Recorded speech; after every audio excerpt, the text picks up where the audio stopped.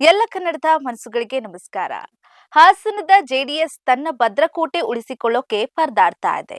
2028ರ ವಿಧಾನಸಭಾ ಎಲೆಕ್ಷನ್ನಲ್ಲಿ ಯಾರ್ಯಾರು ಎಲ್ಲೆಲ್ಲಿ ನಿಂತ್ಕೊಳ್ಬೇಕು ಅನ್ನೋ ಚರ್ಚೆ ಆಗ್ತಿದೆ.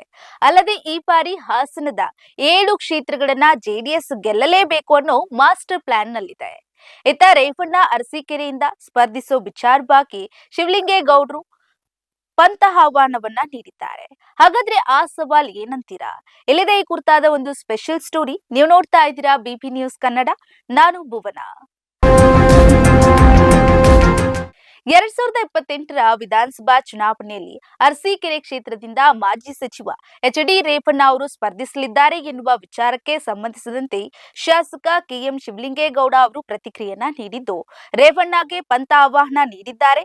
ದೇವೇಗೌಡರ ಕುಟುಂಬದ ವಿರುದ್ಧ ಗುಡುಗಿದಂತ ಶಾಸಕ ಶಿವಲಿಂಗೇಗೌಡ ತಾಕತ್ತಿದ್ರೆ ಬರ್ಲಿ, ಬಂದು ನಿಲ್ಲಲಿ ಅಂತ ಸವಾಲನ್ನ ಹಾಕಿದ್ದಾರೆ. ಇನ್ನು ಎಚ್.ಡಿ. ರೇವಣ್ಣ ಅರಸೀಕೆರೆಗೆ ಬಂದು ಚುನಾವಣೆಗೆ ನಿಂತ್ಕೊಳ್ಳಿ, ಜನ ಏನಂತ ತೋರಿಸ್ತಾರೆ ಅಂತ ಶಾಸಕ ಶಿವಲಿಂಗೇಗೌಡ ಗರಂ ಆಗಿದ್ದಾರೆ.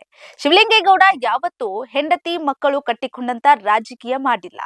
ಸಿದ್ದರಾಮಯ್ಯ ಫೋಟೋ ಮುಂದೆ ನಿಂತು ಹೇಳ್ತಿದ್ದೇನೆ, ನನ್ನ ಮಗನನ್ನ ಕೂಡ ರಾಜಕೀಯಕ್ಕೆ ತರೋದಿಲ್ಲ. ಮನೆ ಮಂದಿ ಕಟ್ಕೊಂಡು ನಿಮ್ಮ ತರಹದ ರಾಜಕೀಯನ ಮಾಡೋದಕ್ಕೆ ಬರೋಲ್ಲ. ಇಲ್ಲೇ ರಾಜಕೀಯ ಮಾಡ್ತೀನಿ, ಇಲ್ಲೇ ಬದುಕ್ತೀನಿ, ಇಲ್ಲೇ ಸಾಯ್ತೀನಿ.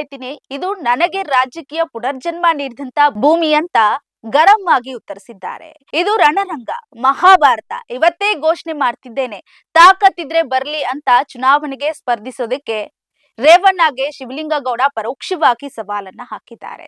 ಮುಂದೆ ಯುದ್ಧ ಏನಾಗುತ್ತೆ ನೋಡೋಣ. ನನ್ಗೆ ಗೊತ್ತಿದೆ, ಸಿದ್ದರಾಮಯ್ಯ ಶಿವಕುಮಾರ್ ಅವರ ನೇತೃತ್ವದಲ್ಲಿ ನಡೆದಂತ ಸಭೆಯಲ್ಲಿ ನನ್ನನ್ನ ಮಂತ್ರಿ ಮಾಡ್ತೀನಿ ಅಂತ ಹೇಳಿದ್ರು. ಮಂತ್ರಿ ಮಾಡುತ್ತಾರೆ, ಕ್ಷೇತ್ರದಲ್ಲಿ ಇನ್ನೂ ಒಳ್ಳೆಯ ಕೆಲಸ ಮಾಡುತ್ತೇನೆ ಅಂತ ಶಿವಲಿಂಗೇಗೌಡರು ತಿಳಿಸಿದ್ರು. ಇನ್ನು 2028ರ ವಿಧಾನಸಭಾ ಚುನಾವಣೆಯಲ್ಲಿ ಯಾವ ಕ್ಷೇತ್ರ ಯಾರ ಪಾಲಾಗಲಿದೆ ಅನ್ನೋದನ್ನ ಕಾದು ನೋಡ್ಬೇಕಿದೆ. ಇದಾಗಿತ್ತು ಈ ಹೊತ್ತಿನ ವಿಶೇಷ ವರದಿ.